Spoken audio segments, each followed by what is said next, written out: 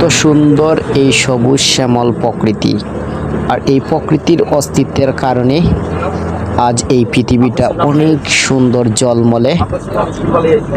আর আপনারা আসেন বালা, আমিও আছি বালা। আর জ্যোতিষ ট্রাভেলার ফেসবুক পেজের পক্ষ থাকি এবং ইউটিউব চ্যানেলের পক্ষ থাকি অনেক অনেক শুভেচ্ছা এবং অভিনন্দন।